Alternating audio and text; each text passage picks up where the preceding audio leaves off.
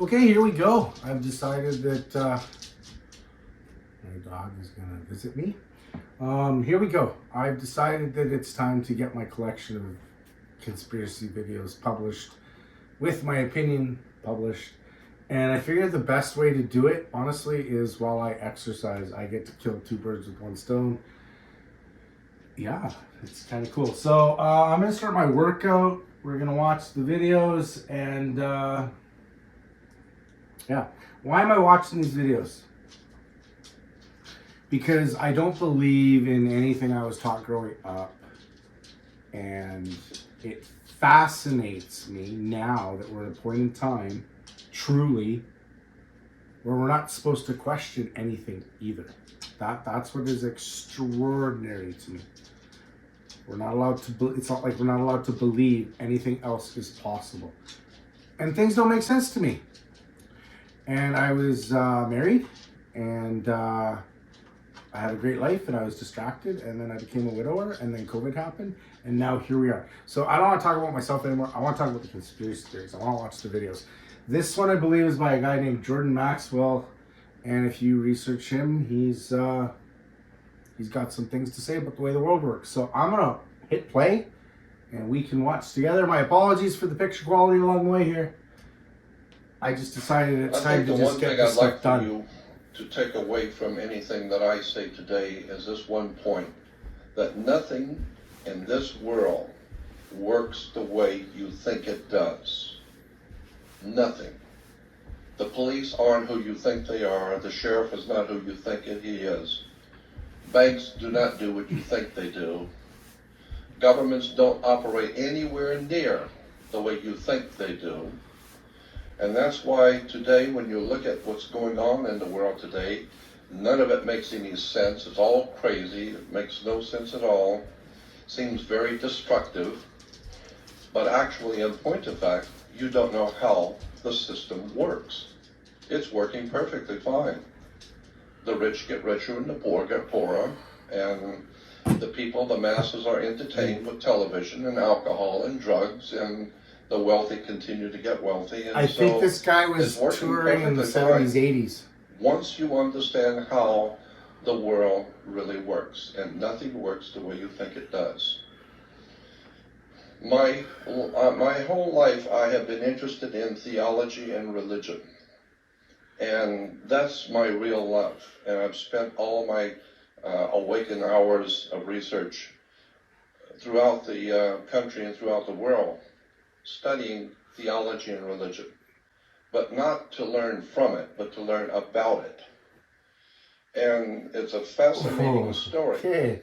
Once you see how religions came into being, and you begin to see things that you've never seen before, and begin to have questions that never occurred to you before.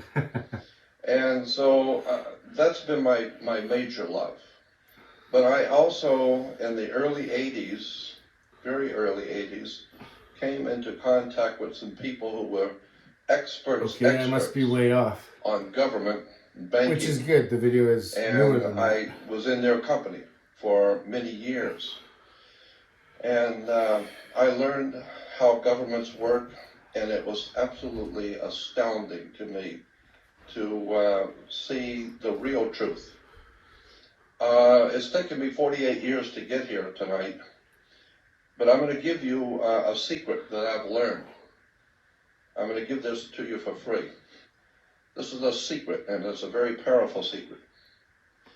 People will always, financially and in every other way, people will always support what they want to hear. They will not support what they don't want to hear.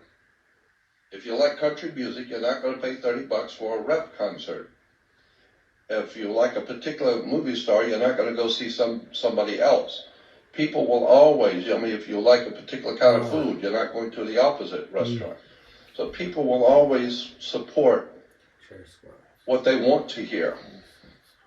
And the one thing around the world that the ancient peoples and anyone who has traveled and dealt with the public, you will find the one thing that people, generally speaking, do not want to hear is the truth. Nobody is happy when they have to be faced with the truth. And so there are some brave people, like maybe you here today, who are at least open to hear something that may conflict with what you believe or what you know, but at least your truth. This is making me think of confirmation bias and all of the negative things I hear from people if you even try to talk about the truth, what's possible, right? I was trying to do chair squats and I don't think I'm doing them properly. Confirmation bias. Because you just watch some guy from YouTube tell you a whole bunch of things are different. So I'm fascinated by the information that's available to us and what you can put together and come up with your own mind if you're open to the idea that what we've been taught and what we see isn't exactly the truth. So I just thought I'd stop, clarify, and regroup with my exercise. That's what I have always been, as a truth seeker. I always say I'm not the world's foremost authority on anything, I don't know if I because I'm at least smart enough to know how much I don't know. 30 according to the workout. But when you begin to break down how government works, banks work, you begin to see a whole world that you've never known. The word I use is occult. Occult simply means hidden. And this is exactly what is going on in the world today. Our governments, banks, institutions of education, etc., are operating on a totally occult or hidden basis. And so what we are told and given to understand is not the truth. Let me give you an example. How many people have heard me lecture or talk about the maritime system of commerce? This fascinates me. Okay, so most people at least have heard about the subject. For those of you who haven't, I'll just give you some examples. When you go into court, why do you have to go to court? You play tennis on a court. You play basketball on the court. The whole idea in the court is to put the ball back in the other guy's court. So you have a team of lawyers, and they throw the ball back in the other guy's court, and that team throws the ball back in the other guy's court, and the judge is a referee. And he doesn't care who wins or loses, he's going to get paid anyway. So he wears a black robe. Black robes, most people never question, why do Catholic priests wear black robes? Kids that graduate from high school wear black robes. Judges wear black robes. Rabbis wear black robes, because black robes settling with 10 reps of push-ups, 11 reps. I'm not going to get through 20. For the planet Saturn. I'm not there. Saturn was called by the ancient people Lord of the Rings. And Saturn is Lord of the Rings. Okay, my this favorite. Is why women were told in the ancient world to listen to their God. And the concept was they would wear an ear ring. Men were to get married before their gods. They would wear a wedding ring. Because the old ancient god of the Middle East, one of the ancient gods of the Middle East, was the planet Saturn. Saturn was directly connected to Yahweh, the Hebrew God. And so this is why even today the Jews celebrate the worship of Saturn. Saturn in the old Phoenician language was called Shebath. Look up in the Phoenician language, you will find that the planet Saturn was called Shebath. And his worship, to honor him once a week, was called Sabbath. So when the Jews are having Sabbath, they're actually paying homage to their god Saturn, Lord of the Rings. And so when you start breaking down where religions have come from, theologies have come from, the six-pointed star, for instance, is called the Star of David. Actually, it's not the Star of David. All the encyclopedias and reference works will tell you that it's called the Star of Saturn. It is a hexagram. Hexagrams represented the planet Saturn. So, and then when you look at the Christian system of things, the church is a disgrace, in my opinion, period. Christian church is a disgrace. Everything that comes out of the Christian church in America is a disgrace. It's filled with lies, deception, innuendos. It is a money-making corporation. It operates under maritime admiralty law. And there is Okay, got into this, and what's my opinion of religion? Huh. Well, I went to Catholic school, and I don't believe anything I was taught. I believe the Bible's a construct. Yeah. I don't even want to get into this video. I'm pretty pumped and positive. I would not, if I had children, which I don't, I wouldn't send them to church. They would, no. Don't even want to keep going with that. We'll let him keep talking. I believe religion is a construct. Somebody once said the Bible is a book of instructions before leaving Earth. I don't think life has rules. I don't think we were put here predestined to fail by a God who knows we were predestined to fail. It doesn't make any sense to me. I don't understand why we should be limited.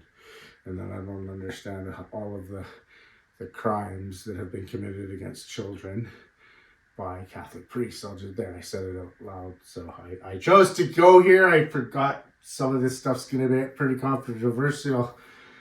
This was about money. Anyways, I got my piece out. I'm pretty pumped from the exercise. This is fun. Let's keep going. A whole world of knowledge that Christians have not been given about the scriptures, about who wrote the Bible, where it came from. I have found that even Judaism is not a BC religion. It did not exist in the BC. So when we talk about ancient Jerusalem, there was no ancient Israel. Jerusalem, yes, but no ancient Israel. So when you think about and how preachers and religious leaders talk about ancient Israel this and ancient Israel that, in point of fact, Israel is not a BC religion. The whole concept of the Old Testament was developed right around the 9th, 10th, and 11th and 12th century AD. So that the Old Testament is not an ancient record of an ancient people. There was no ancient Israel. Two of the greatest scholars, archaeologists in Israel, have written a book called Unearthing the Bible. And these two men, these two archaeologists, are the best and the brightest of the archaeologists in Israel. And in their book, basically that's what they said. There was no Moses, there was no King Solomon, there was no King David. The entire thing was written probably in the 8th, 9th, and 10th century AD in Europe. Developed and ultimately taken, all of that was taken by the Jesuits, the Catholic Church. Little complicated, little boring. Into a story and given to us today as an ancient Israel. There was 2 minutes left of this particular video. Never existed. And then I got a funny one I want to play. There was no King Solomon. Solomon was Sol Om On.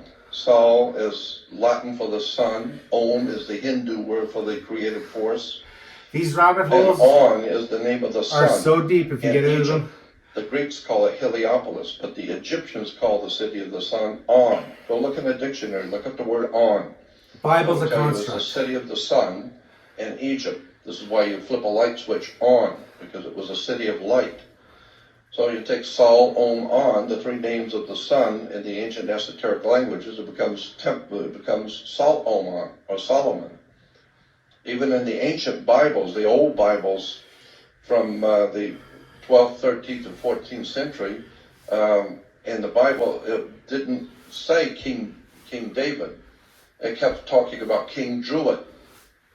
And incidentally, the system of government and laws that we live under today in America and in the Western world is a Druidic system. America is a Druidic country. And Canada is Druidic. Like I said, Western civilization is a Druidic establishment. The Druids were a very powerful priesthood in Europe, even before the Roman Empire existed. And they were the attorneys, the lawyers, the religious leaders, the politicians. It was called the Druidic system. And one of the most important symbols in the Druidic system was a magic wand, like Merlin the magician with his magic wand. And orchestra leaders and conductors use a magic wand. That's a Druid symbol. And Okay. the Druid symbol of the magic wand was made out of the wood of a holly tree. It's made out of Hollywood. And the entire establishment.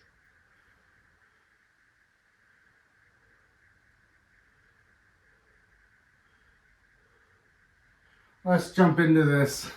Nothing's the way it seems. The world's run by money, right? It's a tool. How the financial elite of our country control your world. Pay attention and share this video with everyone you know. In order to begin to understand how free our thought financial project system dot com. works, we need to go back to the early 1900s, 1910 to be exact. Everyone at some point in their lives has heard of the Federal Reserve, but most likely don't understand what it is or how it works. The Federal Reserve, referred to as the Fed, is a central bank that many economists refer to as the biggest robbery ever enacted on the American people. The reason for this is because the Federal Reserve is neither part of the federal government, nor does it have any reserves. Yet, this single organization controls the money supply of the most powerful country in the world. The Fed is very diligent in hiding the fact that they are not part of the government. The last thing they want the American people to fully understand is that our government does not control our own money. In order to achieve this, they were very clever and decided to call their institution the Federal Reserve. And by labeling themselves this way, the general public never thought twice about who was in control of the country's money supply. If the Federal Reserve is not part of the government, then who controls this private organization and how did this come to be? The answer to this question is what changed the course of our country forever. In November of 1910, a secret meeting took place of 6 bankers and economic policymakers who represented the financial elite of the Western world. It was J.P. Morgan Estate on Jekyll Island in Georgia. In attendance was Senator Nelson W. Aldrich, Abram Pyatt Andrew Jr., Assistant Secretary of the Treasury, Frank Vanderlip, President of National City Bank of New York, Henry P. Davidson, Senior Partner of J.P. Morgan and Company, Charles D. Norton, President of First National Bank of New York, Paul Warburg, Director of Wells Fargo, Benjamin Strong, the emissary for J.P. Morgan, and coincidentally, the first president of the Federal Reserve. Years later, Frank Vanderlip referred to this meeting as the actual conception of what eventually became the Federal Reserve System. This meeting was so secret at the time that not even the names of those who attended were mentioned to the servants who lived and worked on the island. The men who attended came on a late-night train, claiming to be on their way to a hunting expedition, but instead, these bankers met with Senator Nelson Aldrich to draft what would eventually become the Federal Reserve Act. This private meeting, attended by some of the most powerful men in America, was strategically designed to take control of our country's money supply and to achieve ultimate power in America. Mayer Amschad Rothschild, one of the most powerful European bankers of his time, stated it best when he said, "Permit me to issue and control the money of the nation, and I care not who makes its laws." That's crazy. On December 23, 1913, 2 days before Christmas, when most people in Congress were home with their families, the Federal Reserve Act was signed into law by President Woodrow Wilson. That single act, however small it may seem, transferred the control of our monetary system from our government into the hands of some of the wealthiest men in our country. Putting into law the Federal Reserve Act gave unlimited power to a few wealthy banking institutions in America. The Fed has the power to issue currency, manipulate interest rates, and run secret bailouts. Yet Congress and the President are not allowed full oversight over this powerful organization. The Federal Reserve enjoys a monopoly over the creation of our nation's money and credit, but for 100 years, they have never been completely transparent and accountable about it. And we don't have to look back too far from today to see what it looks like in real life. When testifying before Congress in 2009, Fed Chairman Ben Bernanke refused to disclose which institutions received trillions of dollars in these bailouts and loans, or give our representatives details about what deals were being made. So my question to you is, will you tell the American people to whom you lent $2.2 trillion of their dollars. Will you tell us who got that money and what the terms are of those agreements? Hundreds and hundreds of banks, any bank or that has access to the U.S. Federal Reserve's Can you discount. tell us who they are?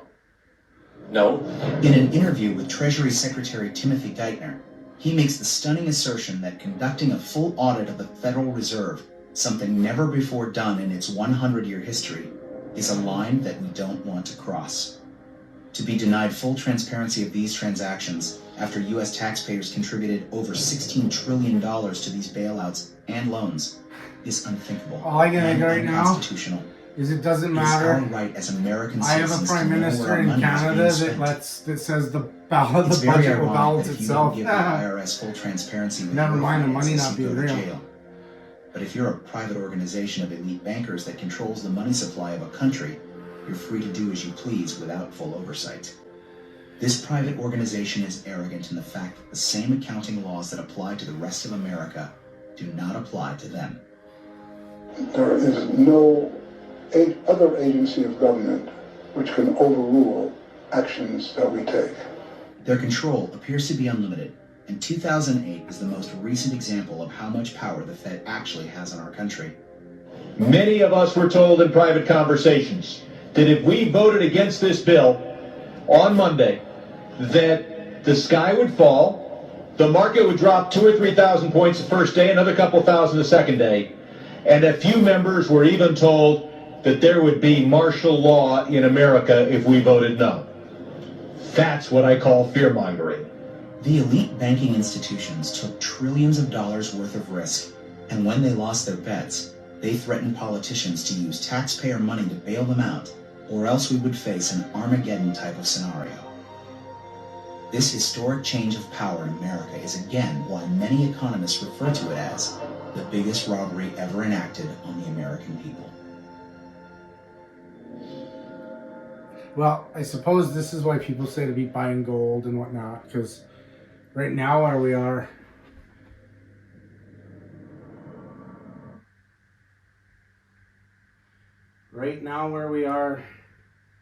it would appear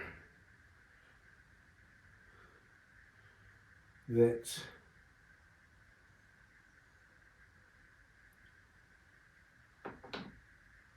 I really don't know. I know money is created, and a lot of people think we're on our way to digital currency, and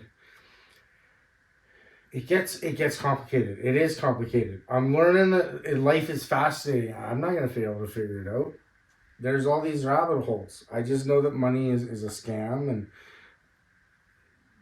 it was created to keep control of us, and it works. It's a tool is what it is, as long as the world facilitates it and goes by it and accepts it. So there's other people that think we're going to go to a digital currency, and we're already there, and there's other people that think we'll just be chipped and social credit system. There's all these different things. All I can tell you is I'll be back tomorrow with more videos and more exercise, and we can all think what we want while we still have what's left of our freedoms to do that, at least over social media and in our own minds, eh? See you in the next video.